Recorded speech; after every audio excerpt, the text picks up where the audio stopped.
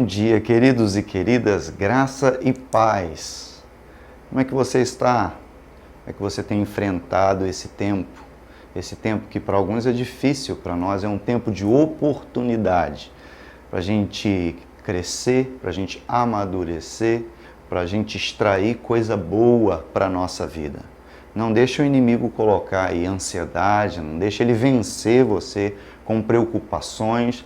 Não permita que o seu coração fique preso ao momento difícil que nós estamos enfrentando, porque isso tem sido uma oportunidade de Deus para mim e para você, para a igreja do Senhor. Que tempo maravilhoso para a gente orar mais, para a gente ler mais, para a gente buscar mais, para a gente se consagrar mais, para a gente investir na nossa família, para a gente investir até mesmo no nosso crescimento, investir na qualidade de vida. Não é porque nós estamos em quarentena que a gente não pode caminhar, a gente não pode correr, a gente não pode fazer exercícios simples dentro de casa. Viva, não apenas sobreviva à pandemia. Aproveite o seu tempo da melhor forma e tenha uma qualidade de vida em nome do Senhor Jesus, tá bom? Então, em nome de Jesus, seja também um vaso, seja um instrumento, seja um profeta dentro da sua casa. Você pode dizer, a minha casa está debaixo da bênção. Você pode dizer, a minha saúde está debaixo da proteção de Deus. Você pode declarar aí em nome do Senhor Jesus, nenhum mal me sucederá, nem praga nenhuma chegará à minha tenda, à minha casa. Será que você pode declarar a prosperidade do Senhor? Levanta as suas mãos aí, profetiza a prosperidade para dentro da sua casa. Profetiza aí em nome do Senhor Jesus, paz, alegria, harmonia para dentro da sua casa, em nome de Jesus. Estamos aqui para mais uma série, só que a gente está tensionando fazer esta série um pouco prolongada. Nós queremos estar falando de um assunto que eu acredito que os pastores, as igrejas ao redor do mundo estão começando a pensar sobre isso, a orar sobre isso e buscar entender qual é o caminho da igreja. A gente tem lido que nós não vamos voltar ao normal nunca mais. Nós vamos ter um novo normal. Não é o normal do que nós estávamos vivendo antes, mas é um novo normal, porque é um novo tempo. Todo mundo já está dizendo, e não só apenas os religiosos, mas a própria sociedade está dizendo que o mundo está sendo dividido, vai ser dividido também agora entre antes da pandemia e pós-pandemia, né? Eu acredito que nesse tempo nós vamos ter critérios maiores para tudo. Até mesmo onde investir o nosso recurso financeiro, guardar algum recurso financeiro, né? A gente vai ter uma outra noção de templo, de igreja, a gente vai ter uma outra noção do nosso tempo, a nossa agenda, as nossas prioridades. A gente tem vivido para o hoje e a gente precisa pensar no amanhã. Nós temos até dado uma palavra no Instagram, no nosso Instagram, a respeito do fim dos tempos. A gente tem tentado pensar na escatologia, mas não no momento atual ou no futuro apenas.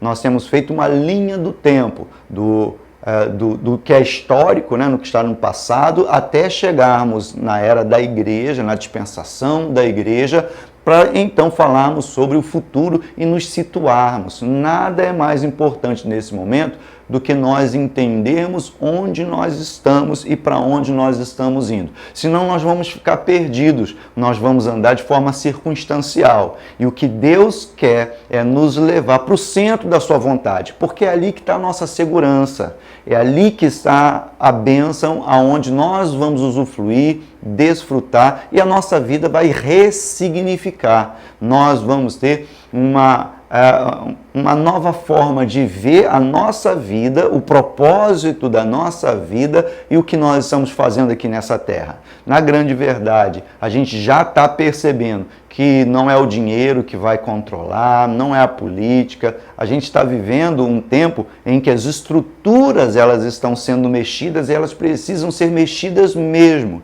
Isso é propósito de Deus, para que a essência Então é sobre isso que nós queremos falar. A essência, ela possa ser mantida. A essência, ela possa realmente e de fato guiar a nossa vida, orientar as nossas ações, a forma em que nós vivemos, que nós gastamos ou investimos o tempo que nós temos, né? A forma em que nós nos relacionamos com a nossa família, né? Com a própria igreja e com o mundo, no qual precisa da presença de uma igreja.